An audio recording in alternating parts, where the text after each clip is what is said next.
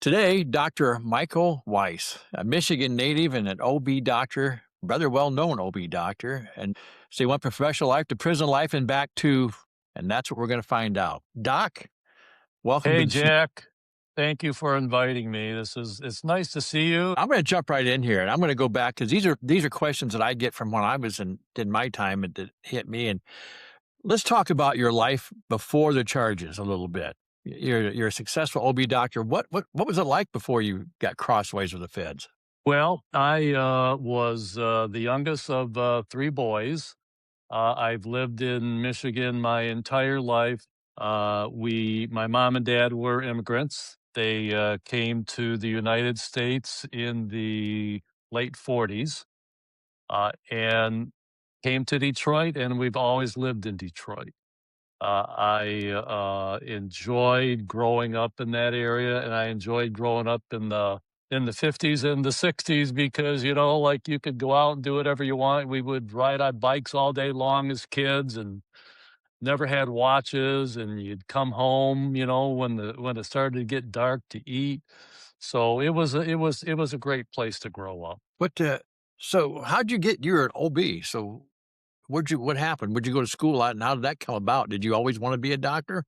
I think that my parents always said that, well, you're going to grow up and you're going to be a doctor. They wanted me to be successful. So I had always heard that my whole life, but I was kind of geared more towards learning the scientific things. I had an inquisitive mind that always geared me towards science. So in high school, it's like, okay, I took the advanced biology and the advanced physics classes, and I was just always intrigued by, I guess, the idea of how an egg and a sperm get together, form a baby, and that wonderful miracle that happens.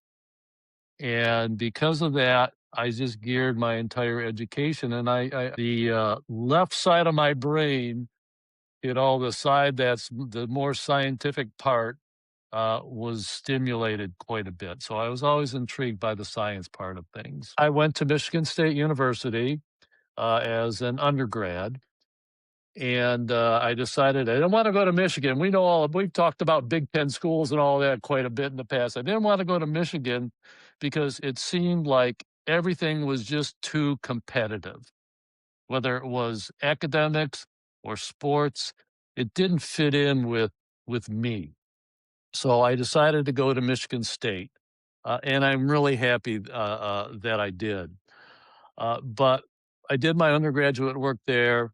I ended up going to medical school there. It was really interesting. I mean, you think of Michigan State as the cow college, Moo U and things like that. How many babies have you delivered? I think that I delivered probably at least 3,000. Really? And I can honestly say never had a bad baby. They all Really? turned out well. Now, I don't know what they're like today, but the delivery part is like I never had a bad baby. So Yeah, it was fun. It was like my personality was like, yeah, I wanted to be involved. I was always there. and you had a successful life and 3,000 deliveries, that's very impressive.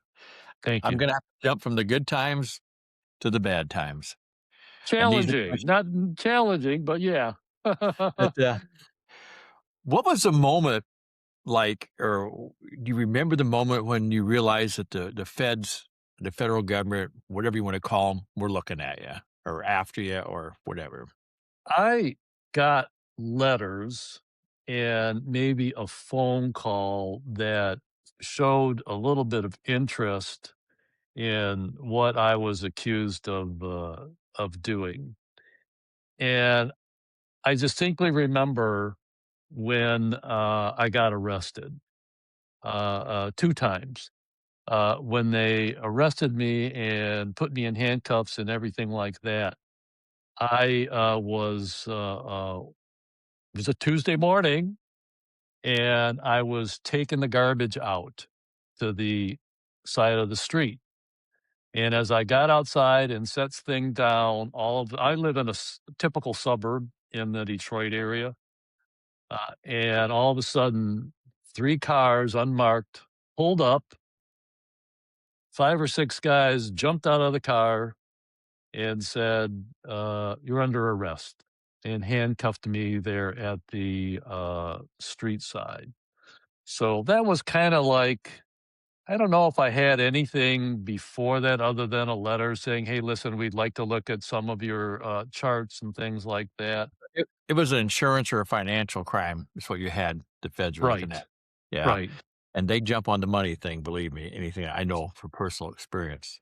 Well, Let it's really What's that? crazy that, when going through all this stuff, I said, it ended up being over $250,000. That was the issue. And I asked my lawyer, I said, "How much did they spend on this prosecution and everything like that?" They said, "They spent, $4.5 million." Mhm. So $4.5 million to recover 250,000. Yeah, Oh, well. not unusual. Is it overkill in your mind to send 5 people to arrest a guy taking his garbage out who's a doctor? Do you see where I'm going with this?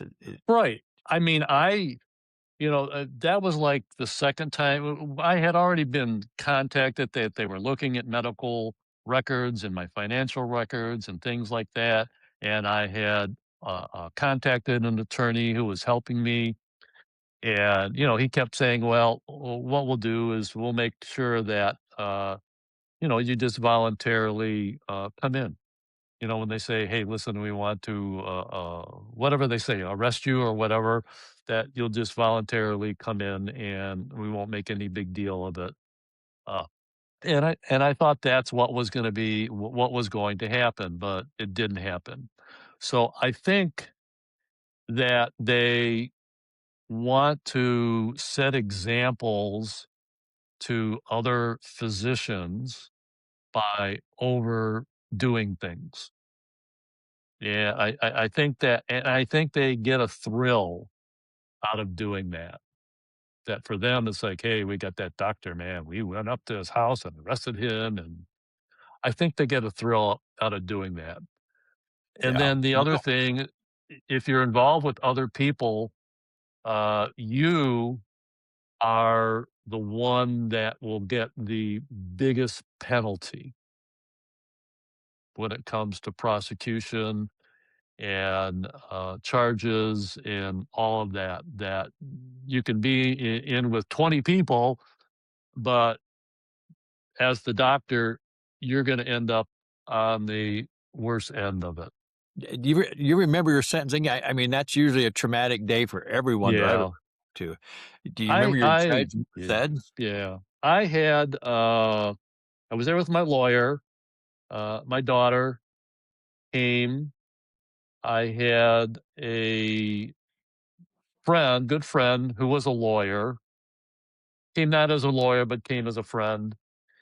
And the one other person, someone who was a high official in the medical association. They all came for the sentencing.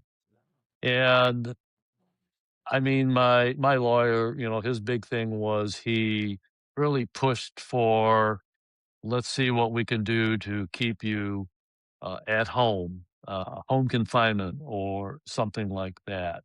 So I went down to the courthouse in downtown Detroit, and there were some witnesses who were there who came up and gave statements, and I just kind of sat. And my time to come up, I said, "I'm sorry if I did anything wrong," and kind of just sat there.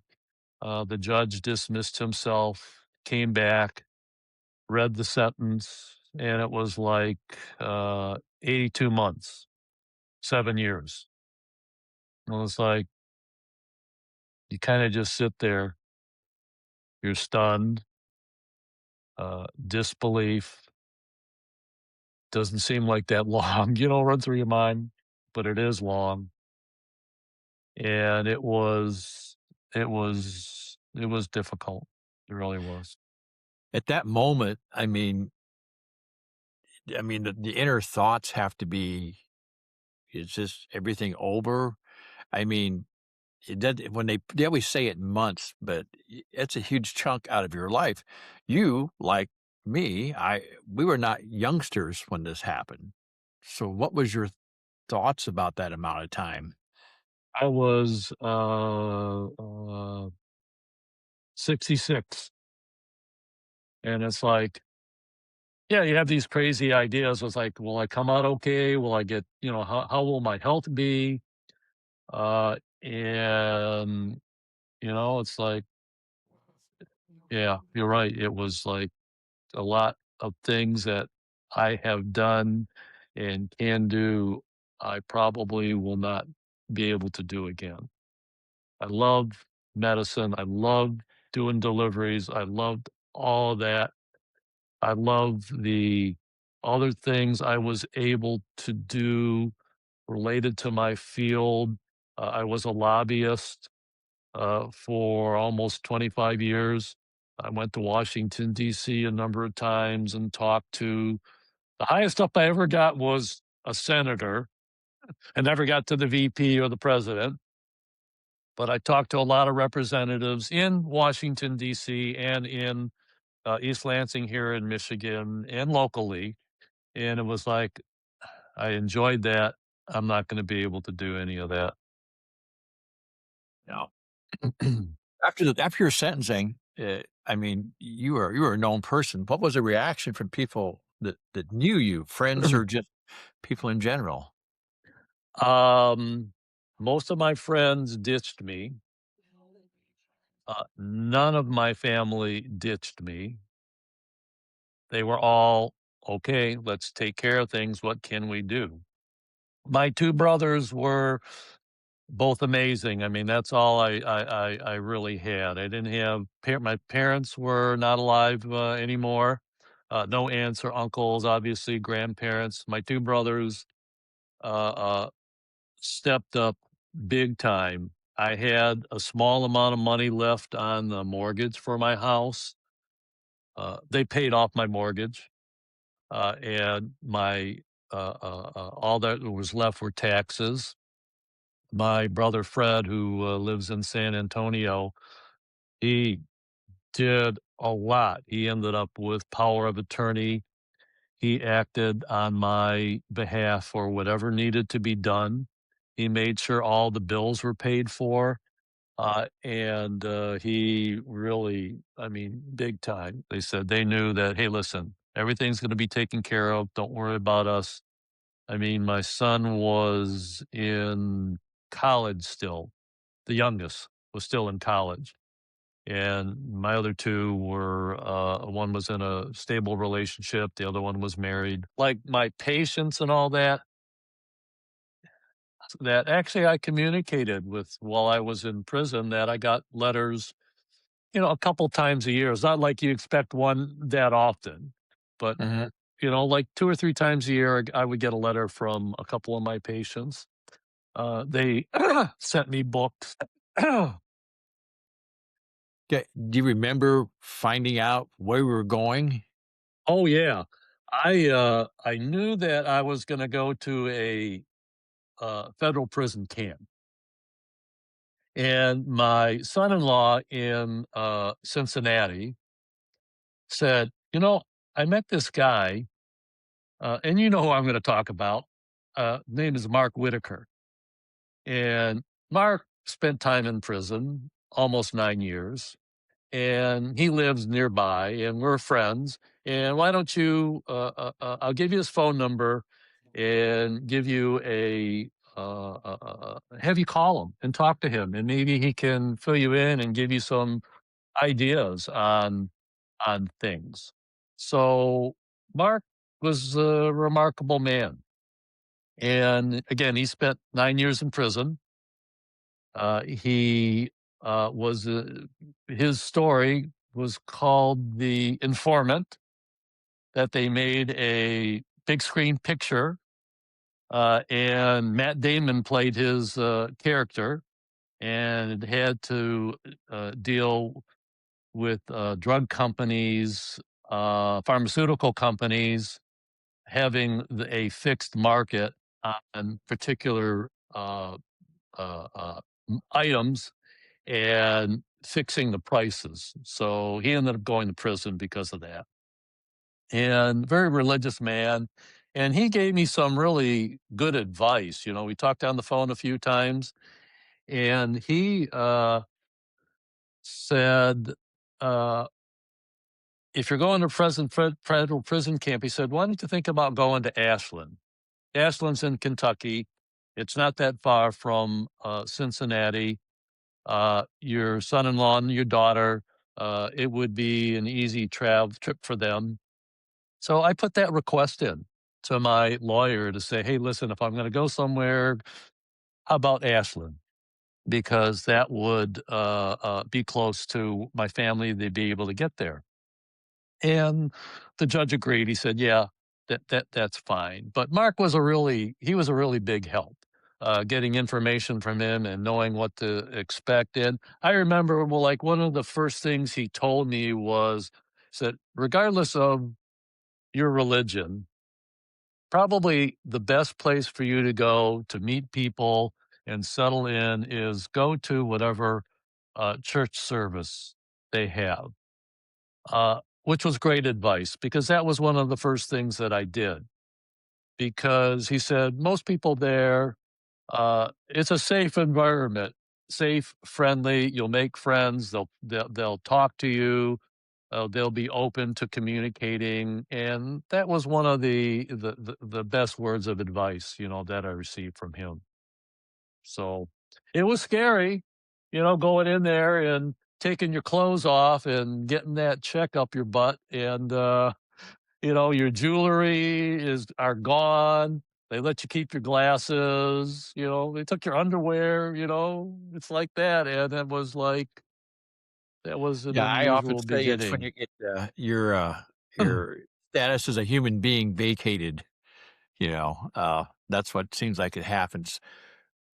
When you were at 2 camps then, right? You went to 2 different Yes. camps, Ashland, and so let me ask you, you hear about this, and I'm gonna jump right to the camp thing because, I get questions about that. People talk about the club fed, the swimming pools, the tennis courts, and all these things, and what was your experience at the 2 camps, and what were the differences, I guess?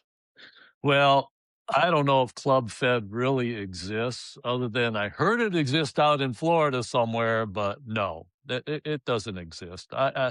You walk into the camp and you do have freedom of movement. You're not locked up in a cell. In Ashland, you had cubicles that had 2 beds. On a back wall, there was a tiny window on some of them, and you had 2 dressers, but 2 beds, and you had a cubicle. The cubicle for me came up about this high, and you had a walkway. You weren't locked in, and even at night, you were not locked in Ashland, okay? You had 18 cubicles, so whatever, 36 guys in each one. You had 4 different units. You had a TV room up front. You had a cafeteria that you went to. You had a church area. You had an outside area where you could walk. You had basketball courts. You had a gym that you could use, pool tables, uh, and a library. So you had the freedom of movement.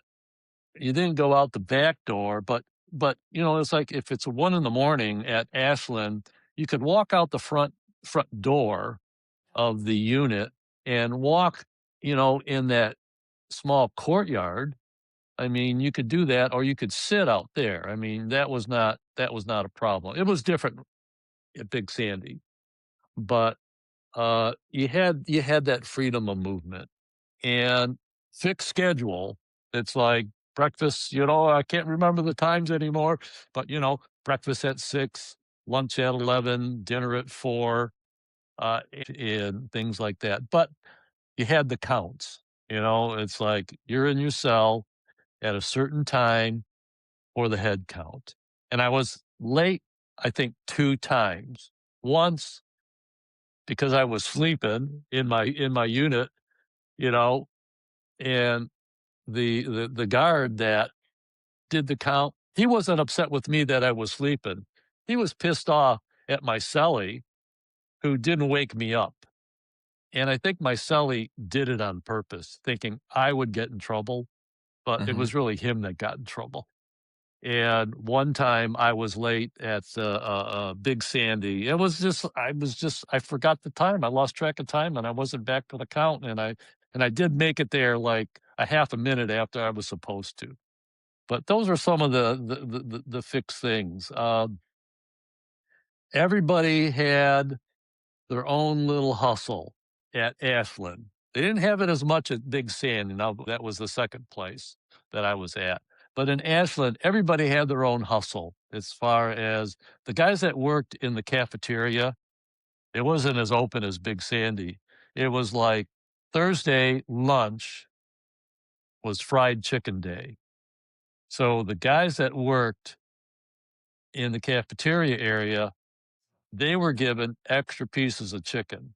And that extra piece of chicken was like having gold out in the units because guys wanted that extra piece of chicken.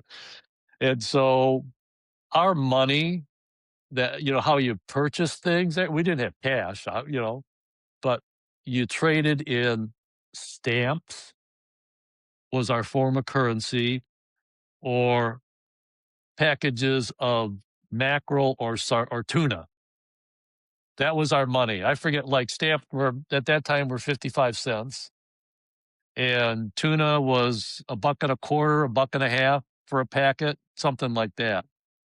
So if you wanted something, that was your form of currency. So the guys that worked there, you wanted a piece of chicken, that was 3 stamps, or it was a pack of tuna. The, national prison currency. It's true, Right. I think, everywhere in the Fed system.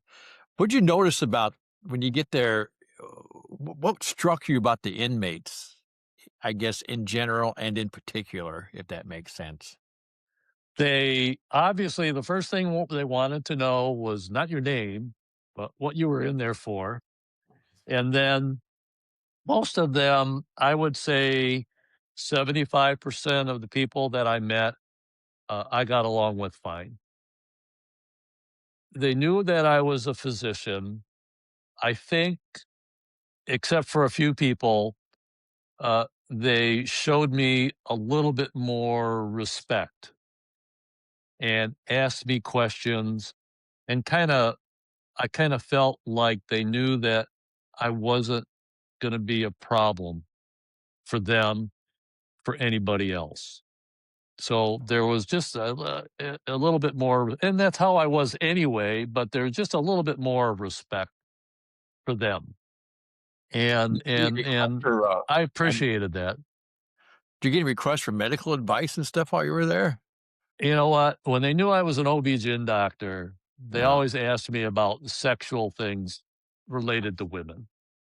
That was like the number, can you tell me, and why would, so I got a lot of questions about that. Most of the other stuff, they didn't ask me about, but those sexual things, they asked me a lot of questions about those things. The Yeah. other things, well, there were other in Ashland, there was, in specifically in my unit, there were 2 other doctors, and people kinda asked them those other questions. They were internal medicine, family medicine, and there were other physicians in the camp. So, I think they got more of those questions. So, I just tried to be an everyday person, and I didn't go out there walking around like, "Hey, I'm a doctor and blah, treat me," I never acted like that. I don't think I acted like that. I just Yeah. acted like, "Okay, I'm a regular guy here with you, and we're trying to get through our time and be friendly with each other." And I tried to do that as best, probably all the time. What about the correctional officers? Did you, was there a difference between the 2 camps? I mean, as far as attitudes and how close they watch things or In I think the except for a couple people, and at Big Sandy, I kind of felt it was, even though there was a pen next to it, a lot more lax as far as what they watched versus Ashland. I think they watch things more closely. And obviously, there were certain individual at Ashland, I'm sorry, Big Sandy, that were just, they were nice people to be around. They understood, they helped you. But listen, we showed them all the respect that we should have shown a officer. They were, some people call them the police. They weren't police. They were guards. But we still showed them respect for the position they had, even though some of them were pretty dumbass people. We still showed them the respect of their office. But yeah, I think it was a little bit more lax at Big Sandy, so especially during the days and things. did you see a lot of contraband in the camps? I mean, One compared to the other, absolutely. You could get pretty much anything you wanted. That's kind of like the way I felt. You could get things pretty much whatever you wanted, more at Big Sandy than in Ashland. And I didn't know the people as well in Ashland where I could ask for things like, what what did I need? I mean, I had pretty much everything that I wanted. But when I looked at what other people had, I think there was more in Big Sandy than there was, definitely more Big Sandy than in Ashland. Definitely. what, what would you say looking at your worst day or worst prison experience would have been? Going to the shoe. Which The is special housing oh, unit. The yeah. Hole, everyone says The Hole, 30 Days in the Hole, that song. I can never play that because I was there exactly 30 days.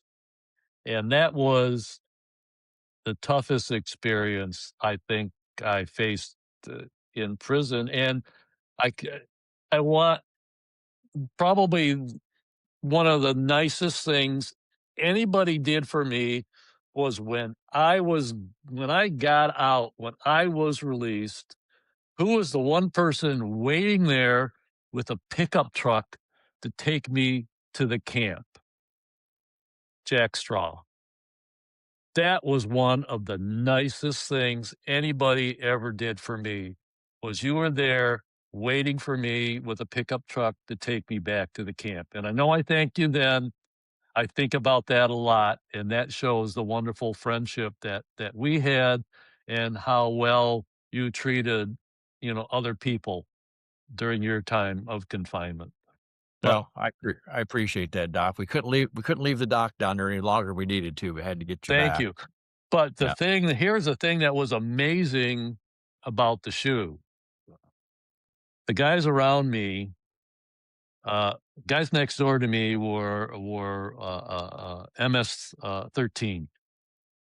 Here I am from the camp, and I'm in the same area with the guys from MS 13. The guys across from me, I was surprised. All of a sudden, this little packet comes floating underneath the door. What the hell is this? It was a note attached to a package of paper on a string. And I still have those notes, that they sent me. And that's how they communicated in the shoe, saying, "Hey, listen, if you need anything, just let me know. Yeah. If you want to get rid of your brownie, I'll take your brownie from you and I'll trade you this and I'll trade you that. I'll give some deodorant to the guard. And when he comes, lunchtime, when he comes over to you, he'll pass it through the little slot and things like that. So you had ways to communicate, but that was tough. That really was.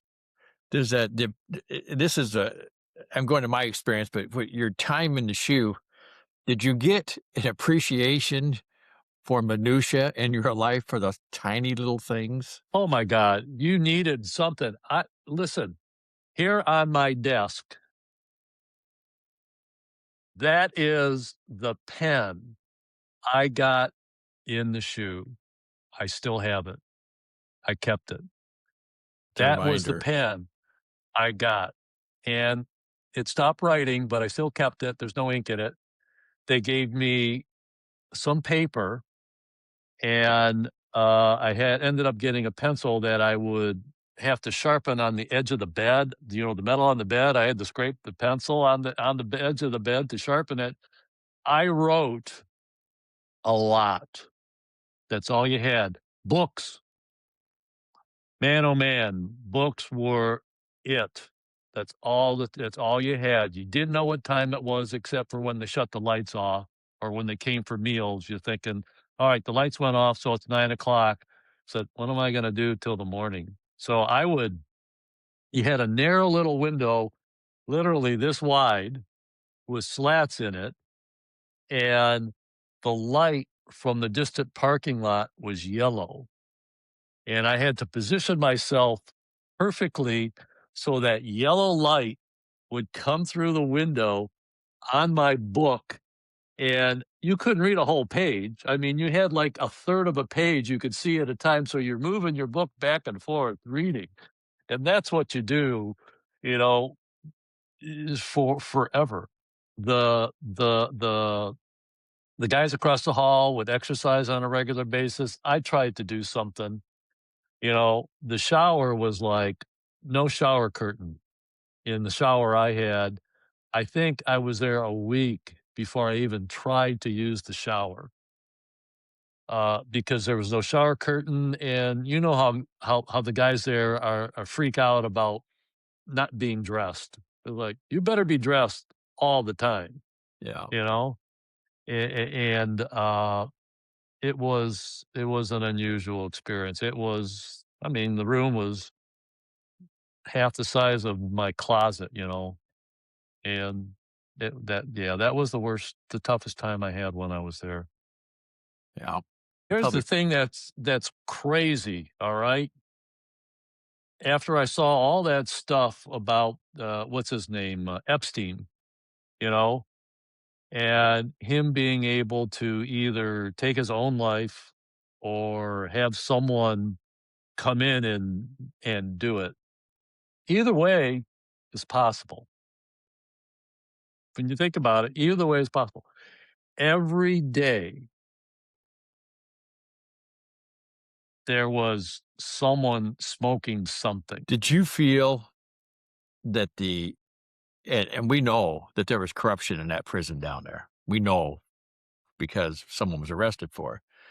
But were you surprised at the level of you gotta call it corruption? Someone's bringing the contraband in.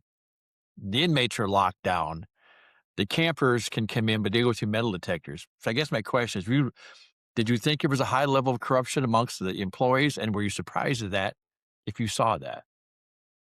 I think most of the public would say, "No, I don't believe you." We were there. We saw a lot. It happens. I mean, some things I didn't see firsthand, but in talking to other people, the stories that they told me, I believe 100% that whatever they told me happened. I mean, I heard stories when I was in Ashland about cigarettes. A pack of cigarettes, a cigarette was going for, $2 or something like that, and a pack of cigarettes was $250. That's how much it was going for, and a carton was going for $2,500, and people on the outside were paying for it so that people on the inside would get things. I mean, when we were there, we had the one officer that worked in the food service when we were there was got arrested and taken away for something like that. It wasn't cigarettes, it was something else, and his family was involved and stuff like that. And, we loved walking from the camp to the pen when we had to do kitchen service, food service, and then you're walking through that parking lot, and you're looking at all these big pickup trucks that were well over $50,000 each, and probably a bunch over $100,000. And on their salary, how could they afford it? Yeah. Always complaining about how much they were making, not making enough, but you're right, they had incredible vehicles parked out in those lots. Let me ask you this, going through that time period, because I'm gonna talk about the afterlife, not the Yes, after, but this is but I know. how do you feel about the criminal justice system at the federal level, where our experience is at, after you've gone through all this from from being judged to being sent to prison, what's your feelings about it now? I think mm, one of the big things I would like people to know, maybe one of the most important things while I was there, I was incarcerated 36 months. And then I did the halfway house and home confinement. In that entire time, there was not one class or one counseling session or one counselor that provided any counseling about what to do with your life, how to not recidivate. There was not one counseling session at all for me or for anybody that we can sit down and say, hey, listen, we understand some of the problems that you had. These are some of the things that you should do to help you out. There was nothing, period. And that was very disappointing. They did nothing to help you once you leave to find a job, get a job training.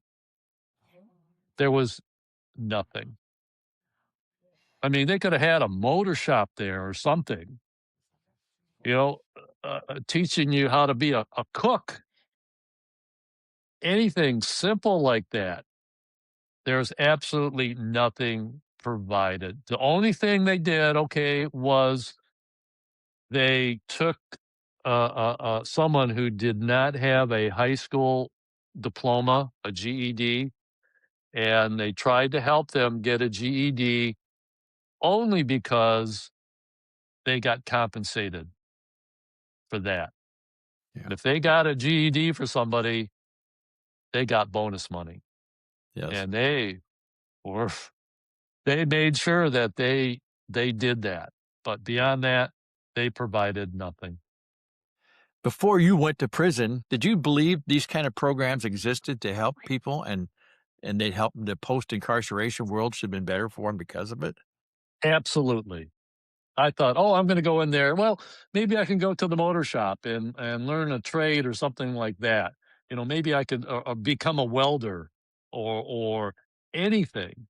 But even counseling services, for people who are suffering depression or anxiety, which is like, hey, there's probably a lot of depression and anxiety being in prison.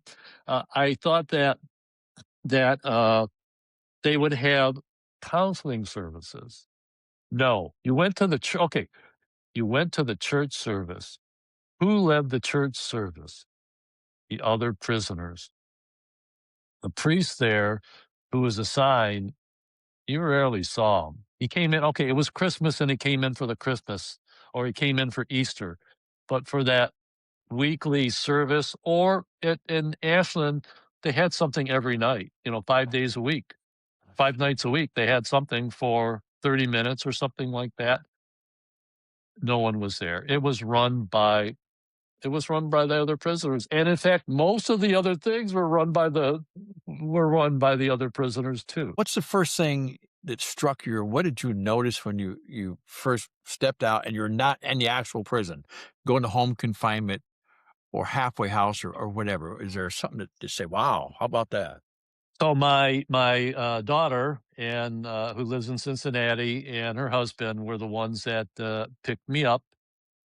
I can't I remember who the guards were at the door who helped me out, but I can't remember their names. But there were two there, and I got in the car and got hugs and everything like that.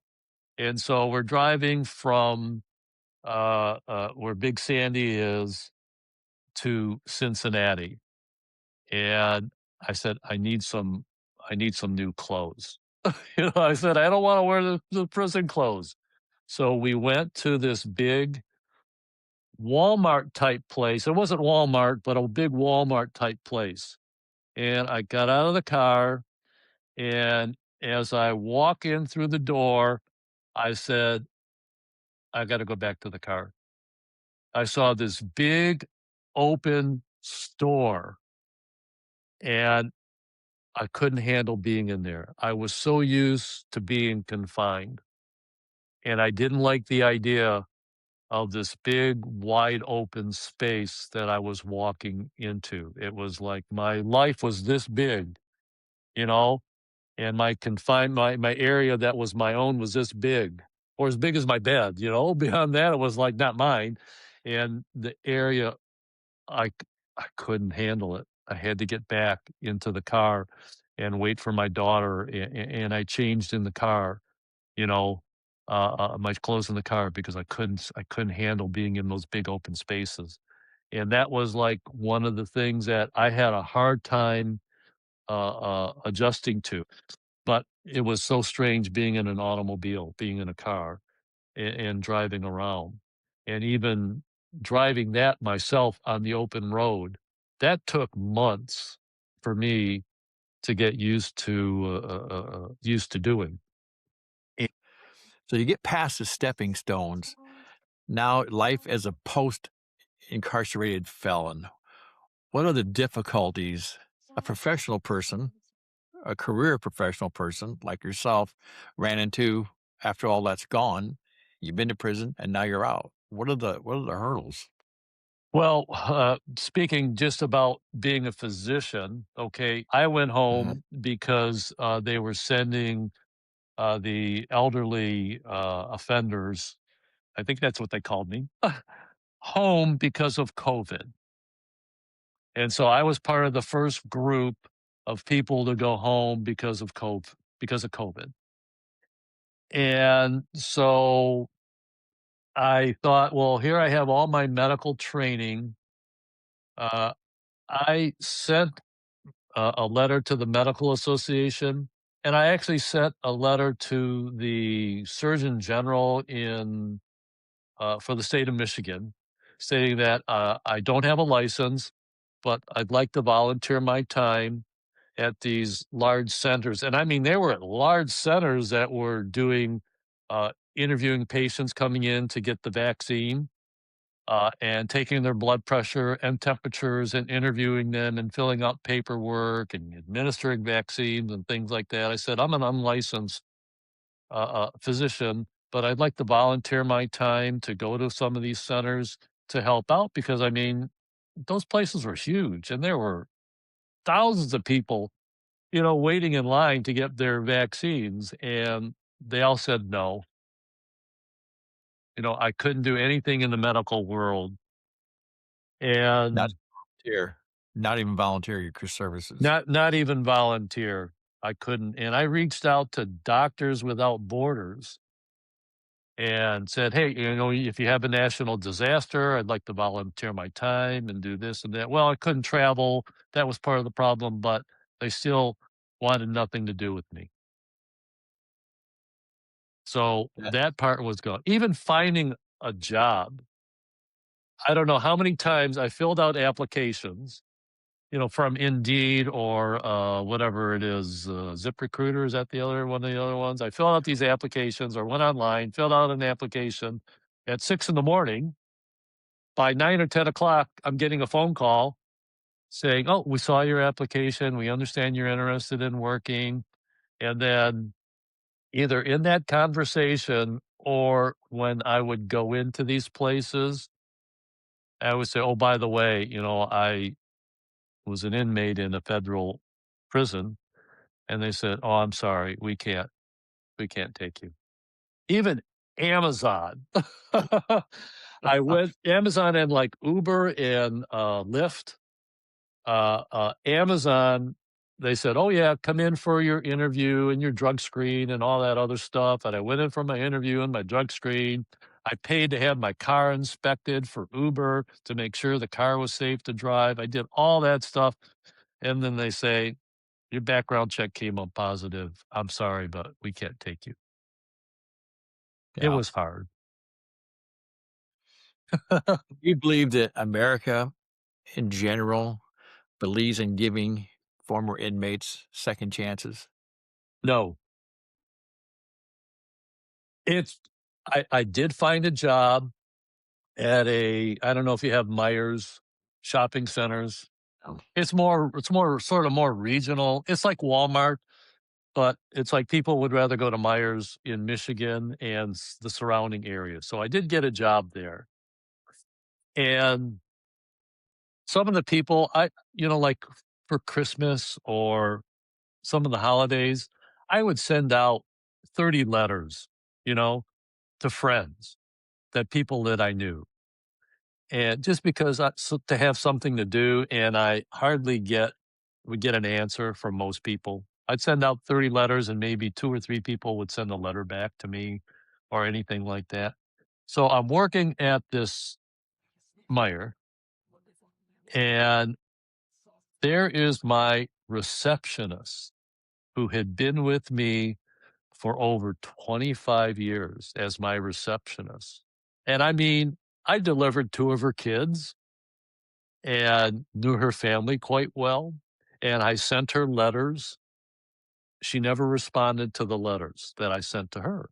And here we're together working together. I mean, it's in a one-person office, and I run into her at this shopping center where I'm working, and I say, "Hi, and how you doing?" And I said, "Hey, I sent you a bunch of letters and things like that, and I never heard back from you." And what was her response? "Oh, well, that's the reception." So does that tell you? That kind says Hope quite a, doesn't it? doesn't it say quite a bit? Yeah. Yeah. Yeah, it does. It does say quite a bit. Prison changes everyone, I believe. So I'm kind of foreloading this question before I give it to you, but how did it change you? And was it positive or negative? Uh, I'm hoping it is. I don't think I'm that negative of a person in the first place. It changed me in a negative way towards the government and how the government runs things. But then again, as a lobbyist, I saw a lot of the inside stuff. I knew a lot of it. These senators and reps, and they're all they're all narcissistic, egotistical people who are doing something for themselves. So, they're not doing something for you. But getting back to your question, uh, it had taught me to step back more and let my kids do the things that they want to do with their lives. I felt like maybe I was too much involved, or tried to stick my nose in too much. But when you're away, I mean, you can't. You like to know what they're doing, but then you can't. So I think in a positive way, it has taught me as a person, and my personality is like, all right, Michael, it's time to step back, let your kids do their own things. They're growing up. The things that they want to do with their lives, are a lot different than what you wanna do for your with your life and your generation. It's like, for me, I'm a baby boomer, and they're whatever they are. I don't know if they're X, Ys, or Zs anymore, whatever group they are. They have different ideas about how they want to run their lives, and they wanna run their lives in a way different than you and I were brought up to run our lives. So we have to let them do that because, at one point, they're gonna be the people in charge, and we're not gonna be around to tell them what to do or ask them what to do or watch what they're doing.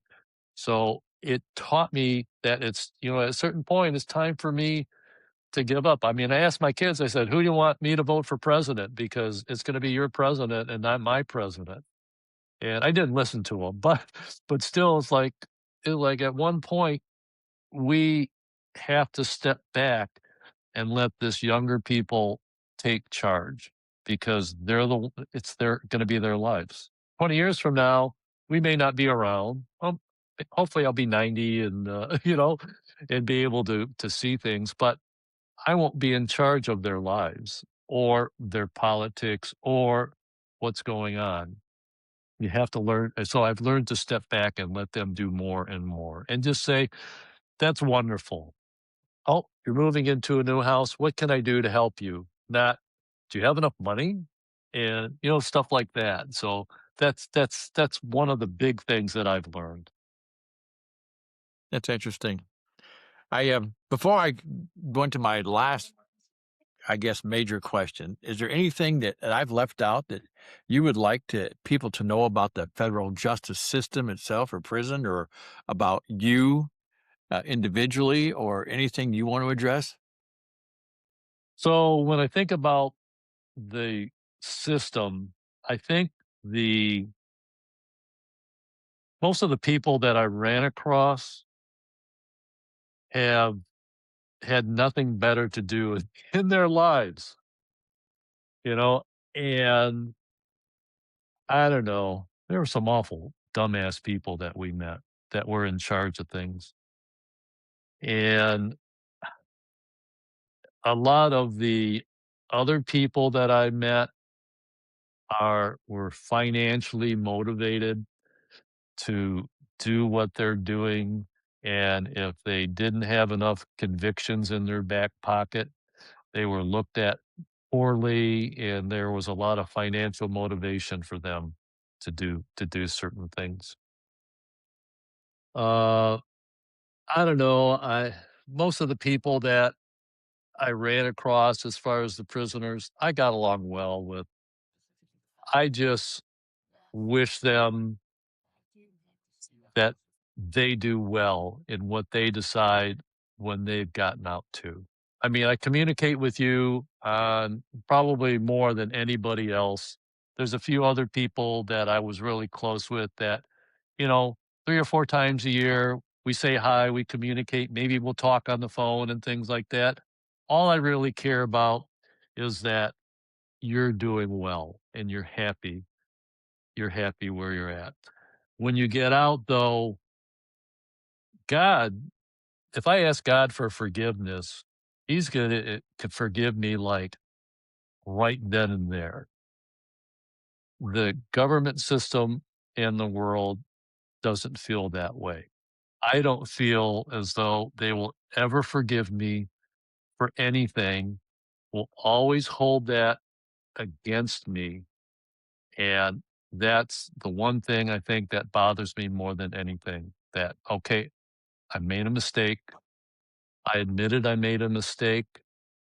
I paid for what I did. I wanna get on with my life. I want to live my life and be free to do things. That's all that I ask right now, and don't hold that against me because it's in my past, it's behind me.